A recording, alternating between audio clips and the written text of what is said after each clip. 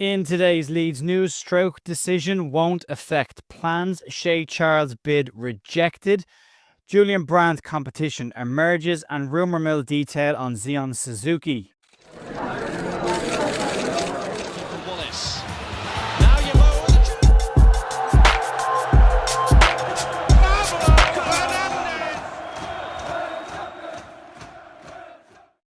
Hey folks, welcome to the Leeds View for Monday the 22nd of June. We are Leeds United News. I hope you've all had a really good weekend. You're enjoying the World Cup football. Did you stay up last night to watch Uruguay player Marcelo? They can't defend the Uruguayans, unfortunately for them. Well then, that could be a style of play as well. There's a lot of stuff to get stuck into today. We've obviously had a lot of news over the course of the weekend. The podcast tonight will be slightly different. I'm going to do a couple on my own just to, I suppose, talk about the stories that are floating around as we get more into the transfer detail this summer, and then we'll bring the podcast back in a couple of weeks' time when we start getting ready to talk about the football as well. We'll have a couple of guests dipping in and out as well over the next couple of weeks, but we'll start off this morning with a Pascal Struijk story, and Leeds' decision on him won't affect their transfer plans. Pascal Struijk was currently off enjoying himself on his honeymoon, sitting by a pool after a very successful season in the Premier League with Leeds United. Very justified trip away. And again, congratulations to him on getting married. Alex Kearns also got married, and Brendan Aronson got married. They all get married this summer. The situation Pascal Struijk was interesting at this moment in time because more outlets are starting to talk about Leeds' transfer strategy and plan this summer. And Struijk falls into that, but isn't exclusive in it. As we know, Leeds want to keep Pascal Struijk at the club. From what we've heard floating around, Leeds have offered him a new contract or are going to offer him a new contract. Either way, there will be some form of a contract offer being put on the table or has been put on the table with him right now.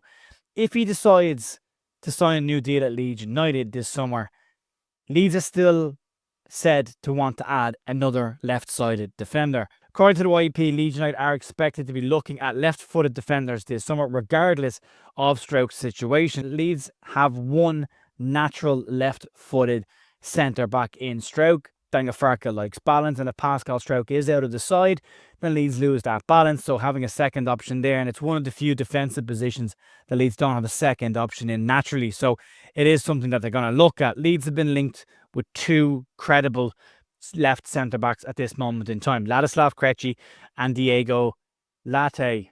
We'll get it right eventually. Both of them are interesting. Late would be a free transfer, so it wouldn't cost Leeds any money. Krejci likely to be in the mid-20s of millions of pounds, and there is said to be competition in him. Former Leeds United captain and manager Gary McAllister has also weighed in this, and he doesn't believe that getting a really good centre-half is that easy a task, and he said to follow and speaking to the YP. They're rare. It's hard to get a centre-half. There aren't many out there unless you've got spent 50+ million, and Leeds aren't in that position. So as it stands right now, Pascal Struijk's situation at Leeds United, if he decides to sign a new contract, he stays. Leeds will still probably look for an additional left-side defender. If he doesn't sign that contract, Leeds will sell him this summer, and then Leeds may look at bringing in two players there, or maybe a player who can play in multiple positions, similar to what they've done in other roles. Leeds need to prioritise attacking signings this summer, though, and that is a point. If you look at the signings of the players that Leeds have been linked with in terms of spending money right now, the defensive-minded players. So this could be one that Leeds could push down the line just a little bit longer. I don't think there's a massive rush in this. If Krejci is a player they're looking at, that's not going to happen until at least after the World Cup. The other player remains to be seen, and Pascal Struijk's away right now. So you're probably looking at middle of July when the players get back for pre-season training before this develops any further. But all we know right now is that Leeds are still planning to look at a left-footed defender regardless of Pascal Struijk's situation. Let's go and talk about the Shea Charles story. Right, so this was the main story yesterday and into today and continues to develop. Leeds United have had an opening bid of around £20 million for Southampton midfielder Shea Charles, rejected. But according to multiple reports, talks are ongoing and they are believed to be positive. 22-year-old Northern Ireland international is firmly on Daniel Farke's wish list this summer, and we've had an absolute ton of people talk about this, and you can go all the way back to April 2023. I think the first time we covered Shea Charles being linked with Leeds was April 12th or 13th in 2023, so he is a player that Leeds have been keeping an eye on for quite some time. This all started off with Daily Mail journalist Simon Jones, who broke the initial interest that Leeds had in him, but then again over the weekend confirmed that Leeds United had made an official £20 million offer for Shea Charles, which was quickly then backed up by other outlets. Then CBS Sports' Ben Jacobs weighed in and he confirmed the report on the transfer fee and that talks between the clubs were said to be ongoing.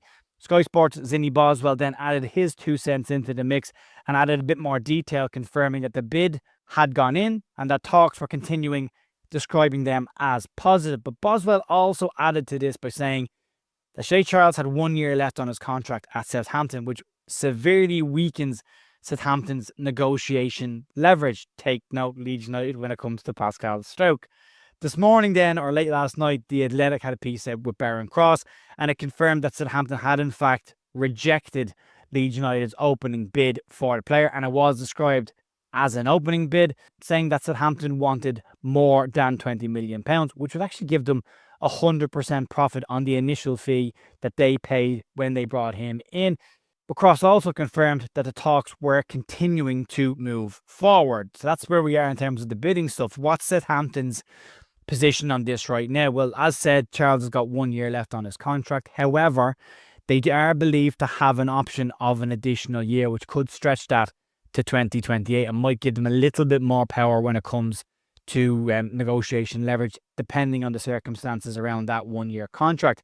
Following their expulsion from the playoffs this season and last season, they'll start next season with a -4, and they're also said to be under a little bit more financial constraints, as we all know Leeds had when we missed out on promotion to the Premier League. So it is believed that they do need to raise some funds and will need to get some sales in this summer, and maybe even before that 1st of July PSR deadline, which again, when you go back to Leeds' situation, Somerville, Rutter, Archie Gray, it was all around that time.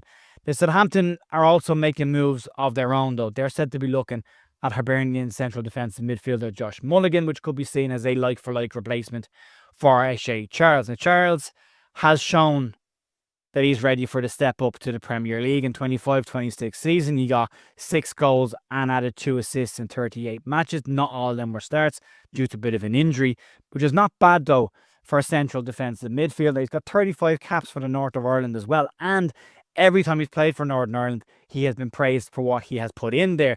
So what would he add to Leeds United midfield? Like, why are Leeds looking at a Shea Charles in that situation in the first place? Well, Jacob Tanswell in The Athletic had a bit of a digger deep into this, and he basically pointed out the speed of Shea Charles' development, specifically over the last 2 years, and specifically as a central defensive midfielder.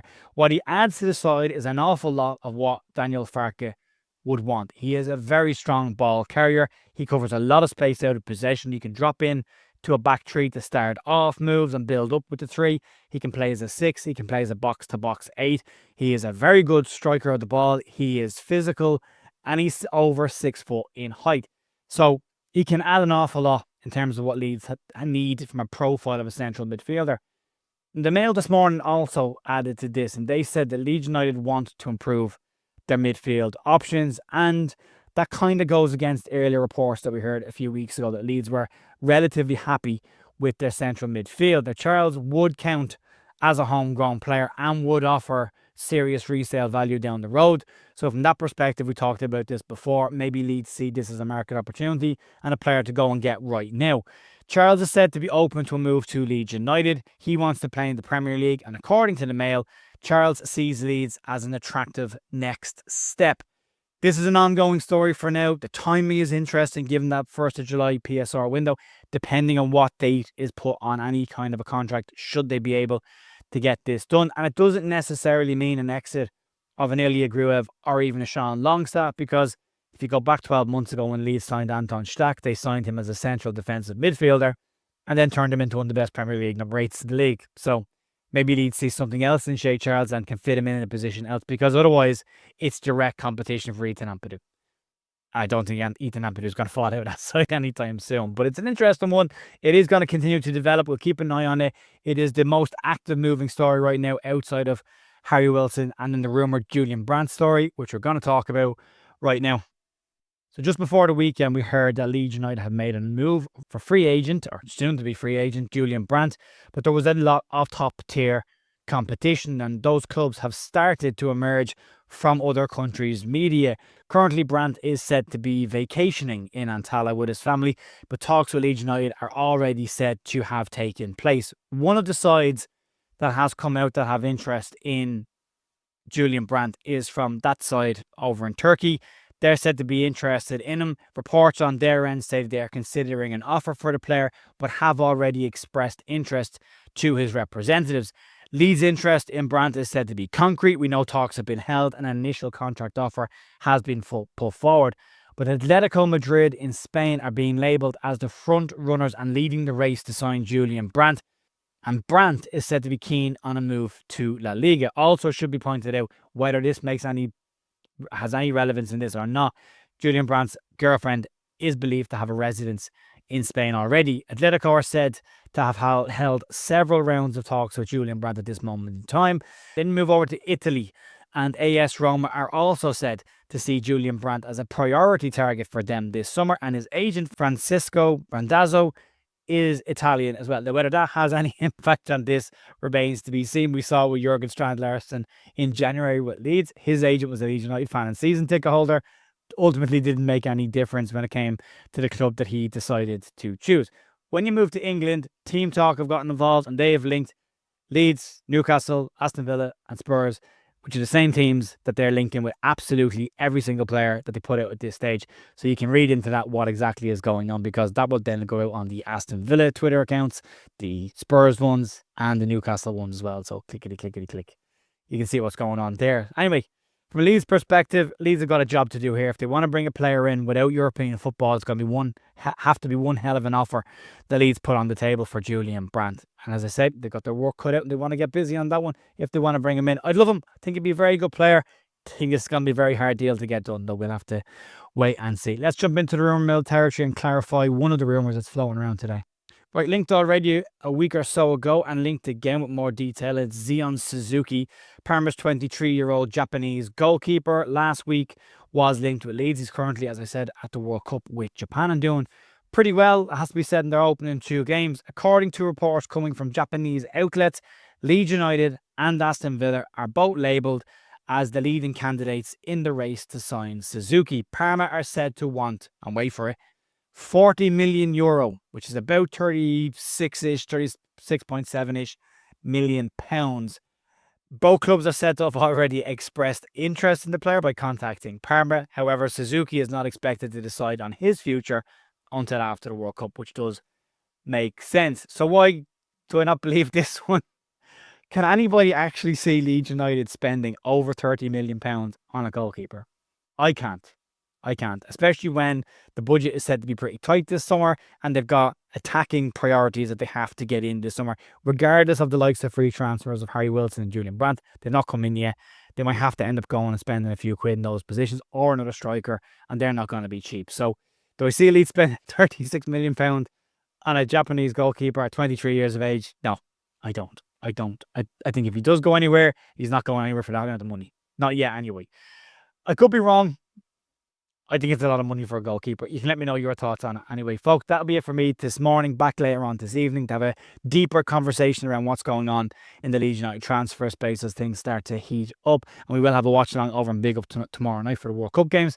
You can check us out over there if you want it. And we're partnered with Fanatics on the Leeds United away shirt. You can check those details down below in the description. If you want to stick a like and subscribe on the video on your way out the door, that would be massively appreciated. I'll talk to you soon. See you later. Bye.